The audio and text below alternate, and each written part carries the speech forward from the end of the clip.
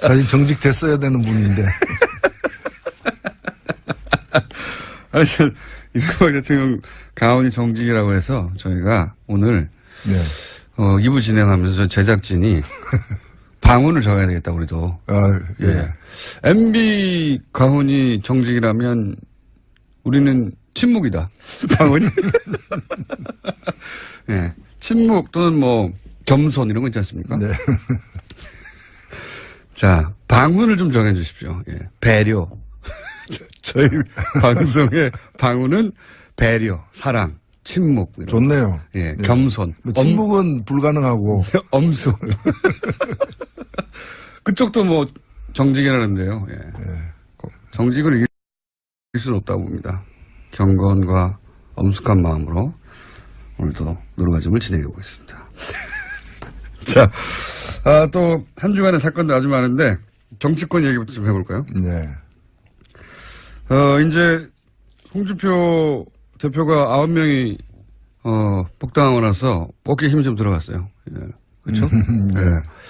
자신감에 채식도 나왔네. 방언이 채식이라고. 그건 어울리는 거네요. 방언. 불가능한.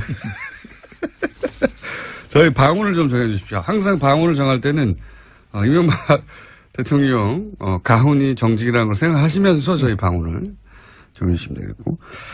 홍준표 대표가 자신감이 넘쳐가지고 유승민 대표가 예방을 하겠다는데 이제 거절을 했어요. 네. 어떻게 보십니까? 정당이 아니다. 바른정당 배신자 집단이지 이렇게 얘기했는데. 예, 저는 자유한국당이 문을 닫아야 된다고 생각합니다. 사실 우리가 돌이켜보면은 제가 볼 때 홍준표 대표 자리에 박근혜 전 대통령이 앉았다면 어떻게 했을까? 저는 당 일단 해산했을 것 같아요. 왜냐하면 지난 2002년 차떼기 사건 때 보면은 몇백억 돈 받은 거 그것도 큰 문제였지만은 그것 때문에 당 간판을 떼가지고 그리고 당 재산 그 당시 그 중앙당 11층짜리 건물 팔았죠. 그거 헌납했지 않습니까? 또 천안의 연수원도 헌납하고 17개 광역시도에 있는 거 다 헌납했지 않습니까? 근데 그런 정도로다가 해서 겨우 당을 살렸거든요. 근데 천막당사 이러면서 지금 그때하고 비교할 수 없는 어떤 정권을 갖다가 내주고 그것도 중도에 그리고 국정농단 세력으로 씻을 수 없는 낙인이 스스로 찍힌 상태인데 이 책임에 그 자유한국당이 왜 책임이 없습니까? 그러면 문을 닫아야죠. 그래서 사실은 지금 이 당은 해체하고 재건축이 필요한 당이지 뭐 약간 리모델링하고 뺑기칠하고 이래가지고 될 문제가 아니에요.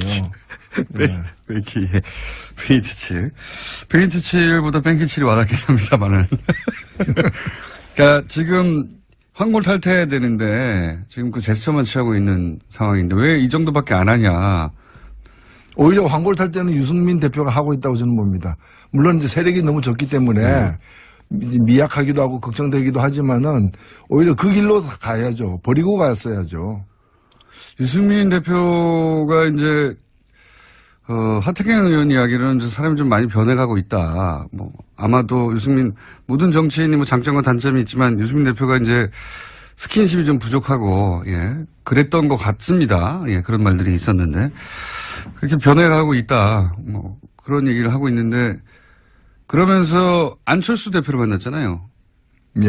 이거는 어떤 포석입니까? 어떻게 대화하려고 하는 겁니까? 그림이 뭘까요? 아니, 뭐, 만날 수 충분히 있는 거고, 또 서로가 좀 비슷한 처지에 놓여 있는 면도 있는 것이고, 그래서 그런 서로의 필요 때문에 만나는 건 얼마든지 있을 수 있다고 봅니다. 첫 번째 만남이 그거니까. 그렇죠. 근데 아마도 뭐, 양현 씨 노래 중에 보면 이루어질 수 없는 사랑이라고 있는데. 이루어질 수 없는 사랑. 뭐, 끝내 완전 통합이나 이런 거는 힘들지 않을까, 보입니다. 안철수 대표 쪽에서 오히려 더, 뭐랄까요. 간절한 것 같아요, 지금. 그렇죠. 전혀 뭐 손해볼 게 없는 게임이라고 보고 있는 거죠. 흡수, 합병. 흡수합병. 더 나쁘지 않다고 이렇게 보는 거죠. 사실상 사람들은 당대당 통합이라 하더라도 흡수합병처럼 보이겠죠. 근데 그게 실제로 가능한가에 대해서는 의문이 있는 것이. 그 국민의당 그렇게 되려면 그게 완전 통합이라는 이런 수준으로 간다면은 조용히 이렇게 몇 명이 들어와서 숫자가 늘어나는 정도가 아니라 어떤 그 정체성까지도 이렇게 서로 타협을 해야 되는 상황까지 간다면은 호남을 갖다가 버리고서나 가능한 일이 아니겠는가라는 거고, 바른정당도 작긴 하지만은 바른정당 내에서 이대로 가기 힘들다라고 하는 분들은 다 국민의당으로 가자는 게 아니고 자유한국당으로 가자는 거거든요. 그 이탈파들은, 이탈 예정파들은. 그렇기 때문에 그걸 양당의 통합을 강행하려면은 바른당에서도 그 영남 쪽 어떤 근거를 두는 분들을 그 떼놓고 가야 되는, 온전히 두 당이 있는 대로 합해지긴 힘든 그 조기에. 안철수 대표는 그것까지도 괜찮다고 생각하시는 게 아닐까 싶은 행보인 것이, 뭐 호남계 의원들이 당연히 그 바른정당과 합치는 데 있어서 햇볕 정책에 대한 뭐 견해 차이가 워낙 크고, 바른정당하고 대북 정책에 대한 그 견해 차이가 워낙 커서 호남계 그 의원들은 우리가 그거 버리고 갈 수는 없다 얘기하고 있지 않습니까? 근데 그럼에도 불구하고 계속 같은 방향으로 나아간 걸 보면 안철수 대표의 그림은 그런 거 아닐까요? 그 호남계 의원들이 일부 떨어져 나가더라도 상관없고, 그래서 조금 더 색깔이 보수에 가까워지는 것도 개의치 않고, 그리고 이제 유승민 의원과 그렇게 이제 호남계 의원들이 일부 떨어져 나온 다음에 합치고 자유한국당의 대선 후보가 누가 있냐. 홍준표 후보가 다시 대선 후보로 나올 수 있겠느냐. 이미 한번 실패했는데. 그러면은 이제 보수정당, 그 자유한국당에서도 주자도 그렇게 뚜렷하지 않으니 거기서 또 일부 떨어져 나와서 이렇게 세력을 합쳐서 중도 보수의 선두주자. 뭐 이런 그림을 그리고 있는 게 아닐까. 그렇죠.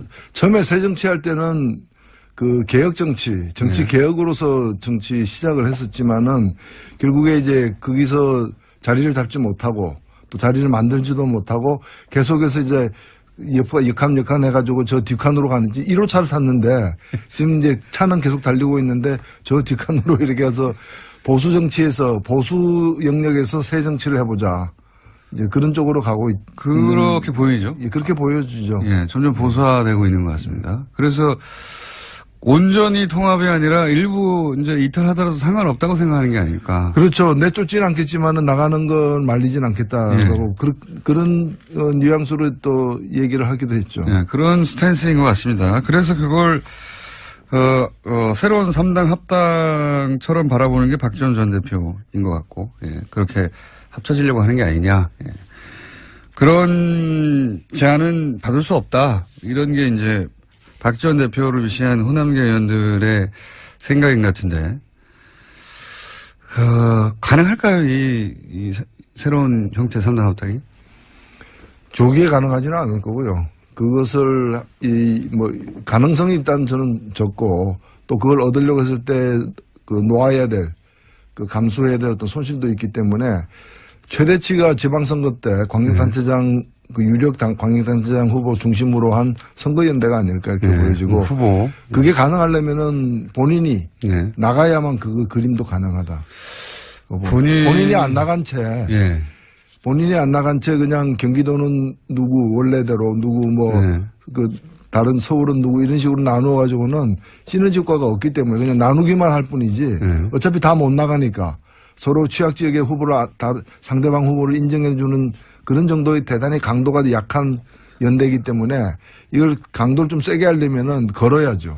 본인을. 그러다가 예를 들어 서울시장 선거에 본인 직접 나왔는데 만약에 거기서 낙선하게 되면 정치적 타격이 굉장히 클 텐데요. 근데 정치라는 것이 옳다고 믿는다면은 크게 걸어야지. 안 다치는 위주로 가면은 노회찬 대표님도 많이 다쳐왔습니다. 많이 낙선해 왔습니다. 상처 투성입니다. 심지어는 의원직도 상실하기도 하셨고. 모든 종목을 석권하고 있습니다. 자, 그 정치권 이야기는 그렇고요. 최근에 MBC 사태는 이제 해결되어 갈 조짐이 보입니다. 이거 어떻게 평가하십니까? 네, 뭐 MBC는 이제 한 고비를 넘겼다고 보여지고 네. 이제 한 달 이내에 새 사장이 선임되면은 이제 빠르게 정상화되지 않을까 보여지는데 반면에 이제 KBS가 좀 시간이 많이 걸리게 지금 그렇죠. 되어 있습니다. 네. KBS 고대훈 사장은 방송법이 통과되면 이제 그때 가서 거취를 결정하겠다는 건데 이 말은 안 하겠다는 거잖아요. 네. 그렇죠. 뭐 예를 들면 박근혜 대통령 물러가라 그러니까 개헌하면 물러간다는 얘기가 똑같은 거죠. 자기 후임이 누가 오느냐에 영향을 미치는 방송법 개정에 자기가 왜 갔냐합니까? 그러니까요. 자기가 잘한 일을 잘못한 게 없다면 임기를 다 채우고 내년 말에 물러나야 될 사람이 중도에 물러난다면 그만큼 문제가 많았다는 걸 스스로 시인하는 건데 문제 많은 사람이 중도에 쫓겨나가면서 다음 사장은 어떤 사람이 돼야 된다. 또는 자기들이 유리한 사람들이 돼야 된다라고 요구하는 거와 마찬가지죠. MBC 김장겸 사장이 이제 해임안이 통과되면서 방문진에 의해서 남긴 말도 화제예요. 이제 본인이 방송의 중립 또는 뭐 방송의 독립성을 지키지 못하고 이렇게 물러나게 돼서 순간에 굉장히 안타깝다. 본인이 그러니까 그동안 공영방송의 독립성과 중립성을 지켜왔다는 얘기죠. 본인은. 예. 예, 그 정도 되면 이건 병입니다, 사실은. 참, 우리 언론이 언론도 많이 되돌아봐야 될 지점이에요. 이제 우리나라의 여러 가지 어떤 경제적이나 문화적 수준을 볼 때 주요 방송들이 어떤 예. 공영방송으로서 제대로 이제 신뢰받지 못하고 정립되지 못하는 데 대해서 좀 통렬한 자기 반성이 필요한 게 아닌가. 또 그걸 악용해왔던 정권들도 역시 마찬가지인 것이고. 그래서 이번 계기로 해가지고 뭐 특정 정권에 가까운 방송이 아니라 정권이 어떻게 변하든 간에 국민들을 대변하는 그런 공영방송의 어떤 공정성을 갖다가 회복이 돼야 될 것 같아요. 김장겸 사장은 이제 친박 핵심인들과 정기적인 모임을 가졌다고도 얘기되고 그리고 박근혜 전 대통령이 감옥에서 허리가 아프다 걱정되는 거죠. 예. 그런 보도를 지상파 중에 유일하게 뉴스를 계속 내보냈던 친박에 대한 걱정이 무척 많은 방송이었거든요. 예. 그러니까 공영방송이 걸어야 될 길에 대해서 기본이 안 돼 있는 거죠. 그냥 사적인 그 관계나 그런 특정한 어떤 정파의 이익을 위해서 소중한 국민의 자산인 전파를 낭비하는 그런 일을 계속 해온 거죠. 이분은 해임되고 나서 어디로 가실까요? 예. 김재철 사장은 이제 출마하려고 노력하셨는데 홍수를 못 받았죠. 네. 예. 경선에 나와가지고 표가 1%인가 밖에 못 받으셔가지고 경선에서 떨어지셨는데 이분도 그런 그림을 그린 게 아닐까 싶긴 합니다만 현재는 어쨌든 해임을 되셨고 이명박 전 대통령이 이제 공항에 바레인으로 강연을 떠나시기 전에 공항에 메시지를 냈습니다. 여러 가지. 예. 그 메시지는 보셨어요? 예, 저는 그 메시지는 그 메시지 자체가 우리 국민들을 좀 분노하게 만들기도 했지만 굉장히 이제 위급함을 느끼고 있는 그런 상황인 것 같아요. 본인들이. 예. 그렇죠. 이제 설마 했는데 예. 설마 김관진까지 저렇게 되는 걸 보면서 이제 예. 자신에 대한 형사처벌의 가능성, 형사처벌을 시도할 가능성이 충분히 있다라고 그쪽 진영에서는 그 판단을 갖다 확실히 한 것 같습니다. 그래서 그에 대한 이제 일단 대응, 방어책으로서 우선 일성을 갖다가 바레인 나가면서 바레인 간 뒤에 또 더 얘기가 무성하게 뻔하기 때문에 이제 1단계 대응을 한 게 아닌가 이렇게 보여집니다. 이제 보통 대통령이 직접 나오면 최후의 메시지가 나오는 건데 보통은 대통령이 할 말이 아니라 대변인이 할 말 아니었나요, 사실? 그렇죠. 예, 그 정도는. 그래서 저는 대통령이 직접 나와서 저 정도 메시지 할 거면 왜 하나 싶었거든요. 그만큼 이제 지금 인천공항에서 지금 한 발언이지만 사실상 거의 서초동 포토라인에 서서 한 발언처럼 이렇게 얘기를 한 거죠. 내용은 그렇습니다. 예. 그리고 연습이었나요? 자기가 당사자라는 걸 잘 아는 거죠. 그래서 저는 이게 이 정도 위에는 뭔가 대단히 큰 게 있을 것처럼 우리를 건들면 끝장나는 거야 이제 세계대전이 일어나는 거야. 이런 식의 가만히 있지 않겠다는 메시지가 계속 나오다가 전직 대통령이 직접 나왔는데, 이제 세계대전이야. 이런 메시지가 아니라, 예. 이렇게 하면 나라가 쇠퇴하게 돼. 나를 이렇게 치면 안 돼. 이렇게 이 정도 메시지에 불과해가지고. 그 마지막에 그 얘기는 했었죠.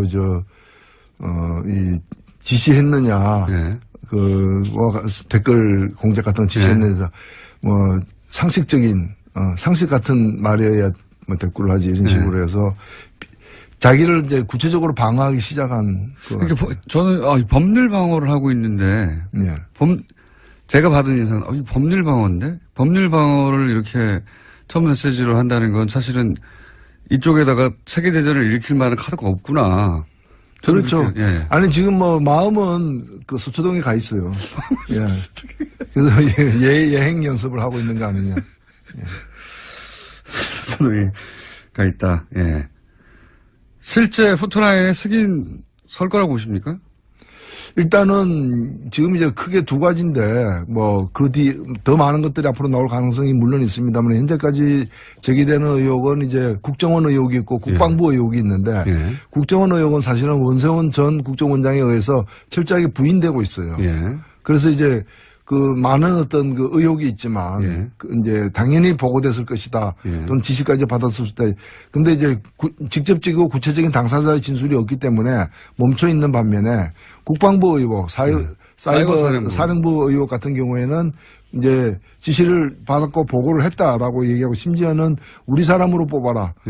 심리 전단 이제 댓글 부대원들이죠. 그걸 그걸 지시하면서 느리라라고 지시하면서 어떤 사람으로부터 충원할 것인가까지도 이제 지시를 했다는 거 아닙니까? 국방부 장관, 그러니까 사이버 사령부하고 국정원에서 각각 댓글 공장이 있었는데 국정원 쪽 댓글 공장은 원세훈 전 원장이 입을 열어야 되는데 거기는 그렇죠. 입을 안 열고 있고 이쪽은 이제 김관진 입을 열기 시작했죠. 입을 연 거죠.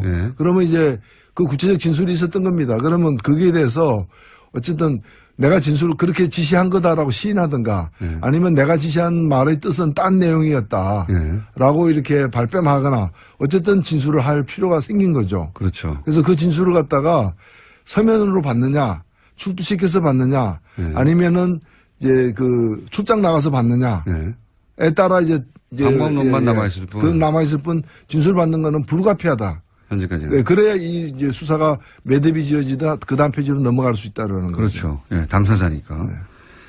요 댓글 공작 사안은 그렇고요. 지금 한참 많은 사람들이 궁금해하는 다스는 누구 겁니까? 요것도 수사가 되어서 어느 순간 포토라인에 쓸 가능성이 있지 않습니까? 그렇습니다. 예. 일단은 수사는 수사 진척 정도를 우리가 알 수 없고 알 수 없긴 합니다만은 지난 국정감사에서 서울중앙지검장이라거나 또는 검찰총장이라거나 법무부 장관이 한 발언에 따르면은 이것을 수사 못할 이유가 없다라는 거고 문제가 발견되면 해야 한다. 해야 된다는 거죠. 그래서 이미 게시되었는지 안 됐는지도 확인이 지금 안 되고 있는 상황이죠. 그러니까요. 예. 그거는 댓글 공작보다는 좀 은밀히 진행되고 있는 것 같긴 합니다. 검찰 내에서. 그렇죠. 사건이 성립되는지 따져보고 있는 거 수준인 것 같고. 그럼 내년쯤 돼야 이거는 윤곽이 좀 나오겠네요. 계속되는 상황이죠. 예. 제가 볼 때는, 요즘 또 한 갈래로 자원 얘기도 중간중간 나오지 않습니까? 볼레로 광산 얘기도 오늘 나왔던데. 이 자원 얘기 쪽은 어떻게 보십니까? 이미 저쪽에서는 이건 정책적 결단으로 이루어진 사업 중에는 성공한 것도 있고 실패한 것도 있는데 그걸 다 형사처벌의 대상으로 삼으면 되느냐. 기본 그리고 문제가 많았다는 거죠. 특히 근데 자원외교 같은 경우에도 상식적으로 정책적 판단의 미스로 벌어진 것인지 아니면 말도 안 되는 이제 그냥 직무유기에 가까운 그러한 일탈 행위로 인해 가지고 빚어진 참사인지는 혹은 사기인지요. 그것도 하나 따져주십시오. 그렇죠. 예. 그리고 사실은 우리가 그런 얘기가 많았습니다만은 이미 예정된 사기 있죠. 그 과정을 통해서 뭔가 옆으로 빼돌리는 그걸 예정하고 이제 진행하는 일도 과거에 보면은 그런 대형 비리로서 있었기 때문에 이 자원외교 관련해서 철저한 어떤 좀 조사가 필요하다고 봅니다. 근데 자원외교가 국내에 있었던 비리 사건하고는 다르게 해외에서 벌어졌다 보니까 돈을 추정하기도 어렵고 굉장히 수사가 어려워요. 그래서 다 왜 해외에서 했는지 모르겠는데. 이게 과연 밝혀질까요? 쉬운 일은 아니죠. 굉장히 어려운 일이다. 지금도 뭐 해외 계좌설은 뭐 끊임없이 지금 나옵니다만은 구체적인 물증을 잡기가 만만치는 않은 것 대목이죠. 자원외교야말로 사실 단위가 국내에 있는 뭐 사건들 몇백억, 뭐 천억 이런 거하고 차원이 다르지 않습니까? 조 단위로 보통 이루어졌기 때문에. 그 다음 정권하고 비교가 많이 되는 대목이죠. 박근혜 정부는 워낙에 뭘 안 했기 때문에 뭐 미용 시술이나 이런 거 소소한 거 말고는 한 게 별로 없기 때문에 크게 한 게 K스포츠 미르재단 이런 정도였던 거죠. 그러니까 그 여러 가지로 이제 법을 어긴 거에는 문제지만 규모는 그렇게 크지 않은 반면에 민간인이 딱 껴서 잡힌 거죠. 그 전 정부는 굉장히 큰 걸 많이 했죠. 시스템적으로 했습니다. 이게 훨씬 더 많은 세금이 날아가고 지금까지도 피해를 입히고 있는 건데 이거를 해결하기가 정말 어려워요. 네, 뭐 길고 짧은 건 대봐야 알죠. 뭐 지금까지 잘 감춰왔다 해서 앞으로 안 드러나라는 부분은 없는 거니까요. 자, 자원외교가 정말 어렵습니다. 내용도 어렵고 해외에서도 벌어졌고 검증하기도 어렵고 이거는 정책에 불과했다. 정책적 실패 이렇게 해버리면 그렇게 방어해 왔습니다. 지금까지. 네. 7, 8년간 그렇게 방어해 왔는데 문재인 대통령 최근에 이제 해외 순방은 종합적으로 어떻게 평가하십니까? 일단 뭐 무난하게 취임 6개월 만에 굉장히 외교적으로 이제 힘들고 어려운 맞습니다. 그리고 대단히 복잡하고 대단히 이제 좀 불안정한 고차원 방정식을 물려받았죠 사실. 근데 일단은 뭐 대미 관계나 대중 관계를 중심으로 해가지고 초기 좀 이 뭐 진화가 된 건 아닌가. 봉합 수준이 된 것 같아요. 그래서 상당히 저는 뭐 다행스러운 결과다 이렇게 생각됩니다. 신남방 정책 이건 뭡니까? 어떻게 보십니까? 신남방 정책은 지금 제가 볼 때는 미국은 기본적으로 중국을 가상의 어떤 적으로 삼고 있는 것이고 이 중국에 대응하는 전략 중에서 이제 아시아 지역에서 특히 남방아시아 지역에서 중국과 국경을 맞대고 있는 나라들 중에 중국과 갈등을 빚고 있는 나라 여러 나라들이 있는 거거든요. 그래서 중국을 포기한다는 거 아니에요? 그래서 그 나라들과의 어떤 관계 개선 내지 어떤 그런 또는 이제 영토 분쟁에 이제 미국이 직접 그렇죠. 사실은 굉장히 직접적으로 개입을 하고 있지 않습니까? 미국의 어떤 그 전략 자산들이 출몰 한다거나 해가지고 그래서 그런 유대 관계를 맺는 일인데 저는 이 한미동맹하고도 관계없는 일이에요. 왜냐하면 한미동맹이란 거는 북한을 가상의적으로 해서 북한이 쳐들어올 때 같이 대응한다는 개념인데 그래서 우리가 이라크 가거나 이런 거는 한미동맹하고 관계없는 거거든요. 그럼 미국이 다른 지역에서 벌이는 전쟁에 우리가 자동 개입할 수 없게 돼 있기 때문에 그래서 근데 이 문제는 이 남방정책에는 묘하게도 미국과 일본이 군사적인 어떤 유착 관계를 통해 가지고 이 남방정책을 같이 펴고 있어요. 근데 여기에다가 인도까지 그렇죠. 가지고 센카쿠 열도 같은 것만 하더라도 중국과 일본의 영토 분쟁이잖아요. 그럼 그게 우리가 그럼 일본하고 같은 편에 쓸 것인가? 그 말이 안 되는 얘기죠. 우리는 개입할 수가 없고 개입할 필요도 없는 건데. 문재인 정부가 이 제안에 대해서 일단 유보의 자세를 취한 거는 굉장히 잘했다고 봅니다. 그래서 이 부분은 냉철하게 우리 국익을 중심으로 해가지고 일본과는 군사동맹은 아니다. 딱 그렇죠. 끊었고. 우리가 미국하고의 군사동맹은 유지하더라도 그것이 일본과 군사동맹 맺으면 그럼 독도 어떡합니까? 독도 인정합니까? 인정 안 하고 있잖아요. 독도에 일본 좀 순시선이가 들어오게 되면 우리는 군사적으로 대응해야 되는데 그럼 한일 동맹하면 어떻게 되는 겁니까? 그리고 한미일 동맹하면 미국은 어느 편에 씁니까? 이런 것들이 다 정리가 안 돼 있기 때문에 대단히 우리는 신중할 수밖에 없는 거죠.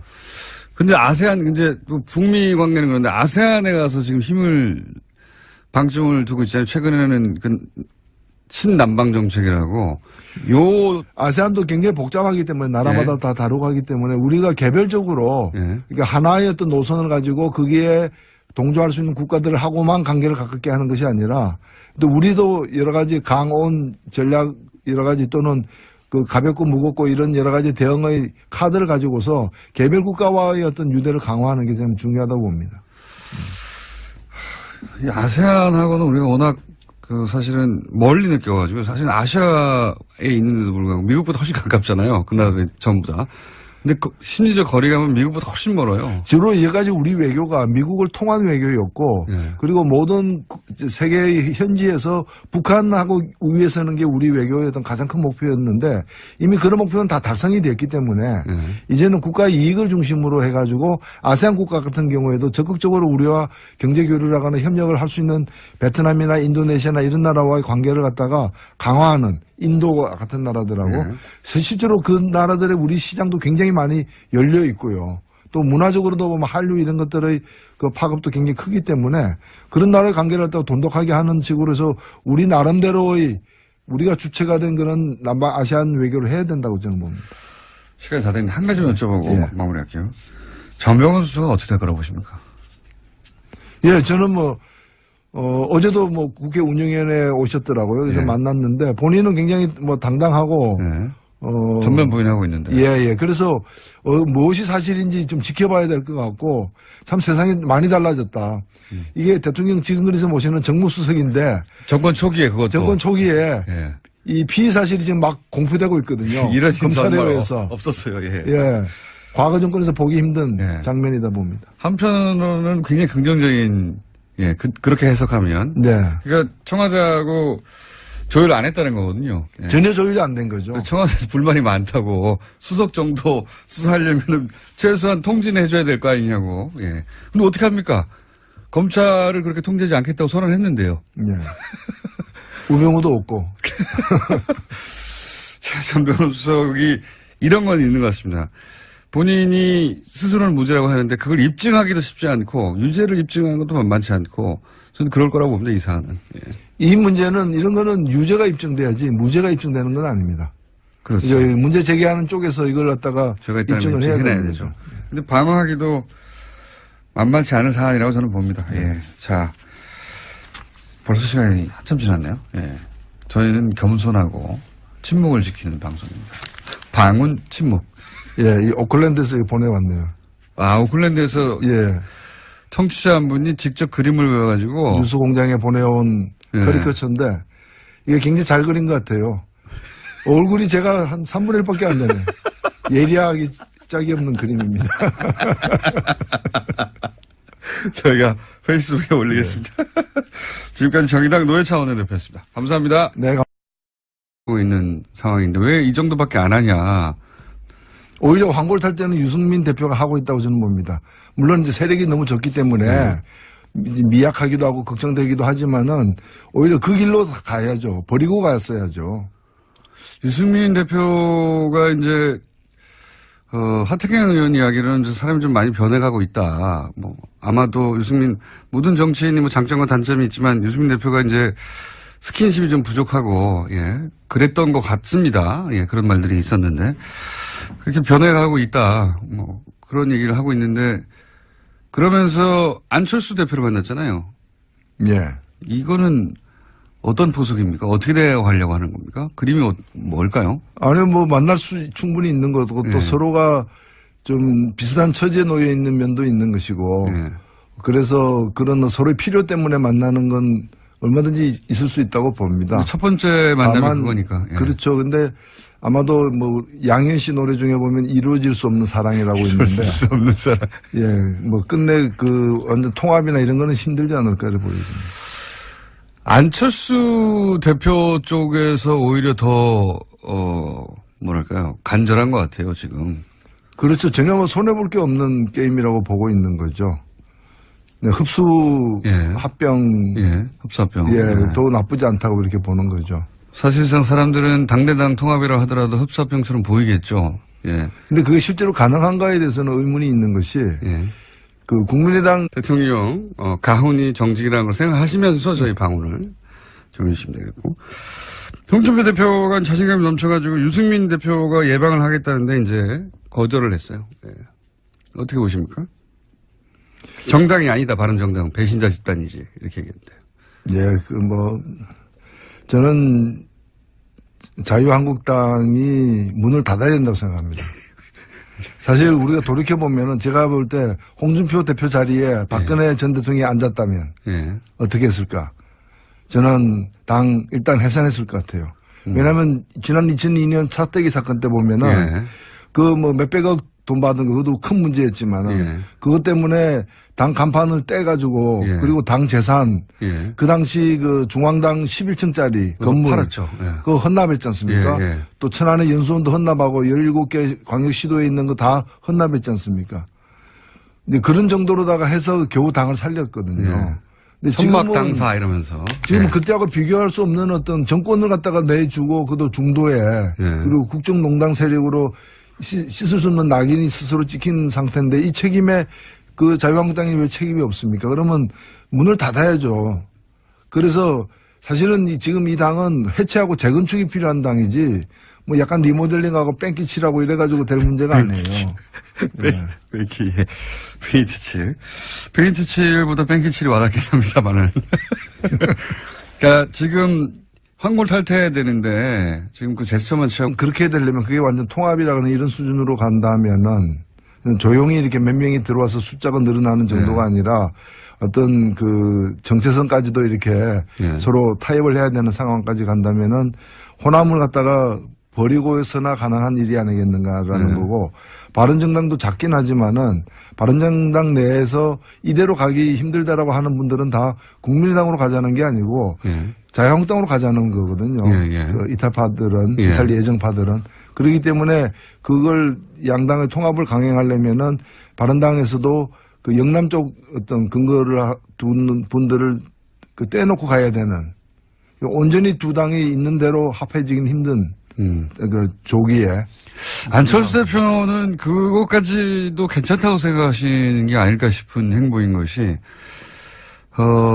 뭐 호남계 의원들이 당연히 그 바른정당과 합치는 데 있어서 햇볕 정책에 대한 뭐 견해 차이가 워낙 크고 바른정당하고 대북 정책에 대한 그 견해 차이가 워낙 커서 호남계 그 의원들은 우리가 그거 버리고 갈 수는 없다 얘기하고 있지 않습니까? 근데 그럼에도 불구하고 계속 같은 방향으로 나아간 걸 보면 안철수 대표의 그림은 그런 거 아닐까요? 그 호남계 의원들이 일부 떨어져 나가더라도 상관없고 그래서 조금 더 색깔이 보수에 가까워지는 것도 개의치 않고 그리고 이제 유승민 의원과 그렇게 이제 호남계 의원들이 일부 떨어져 나온 다음에 합치고 자유한국당의 대선 후보가 누가 있냐. 홍준표 후보가 다시 대선 후보로 나올 수 있겠느냐.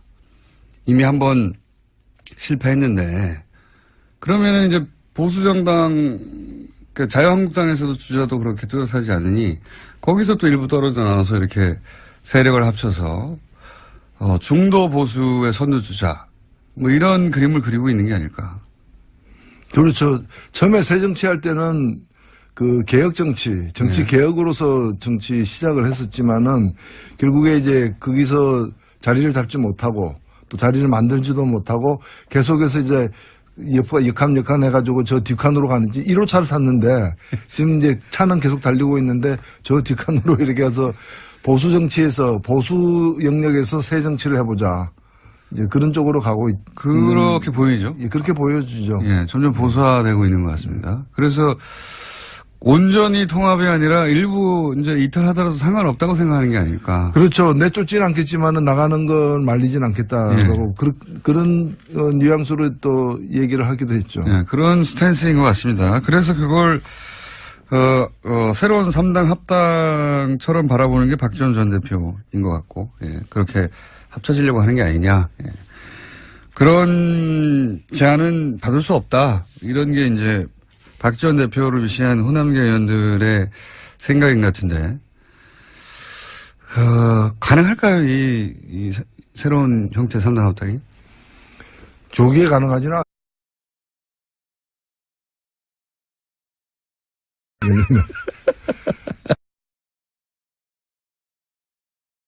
사실 정직 됐어야 되는 분인데.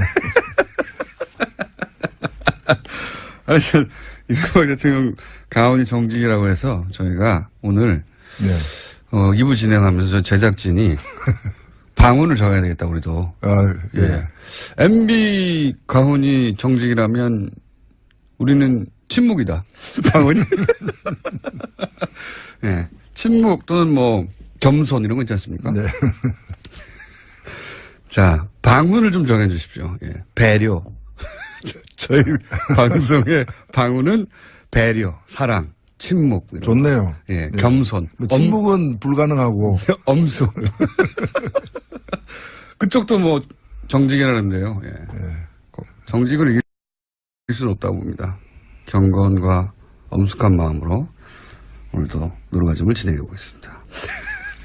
자, 또 한 주간의 사건도 아주 많은데 정치권 얘기부터 좀 해볼까요? 네. 이제 홍준표 대표가 9명이 복당하고 나서 어깨에 힘이 좀 들어갔어요. 예. 그렇죠? 네. 예. 자신감에 채식도 나왔네. 방훈의 채식이라고. 그건 어울리는 거네요. 방훈. 불가능한. 저희 방훈을 좀 정해 주십시오. 항상 방훈을 정할 때는 이명박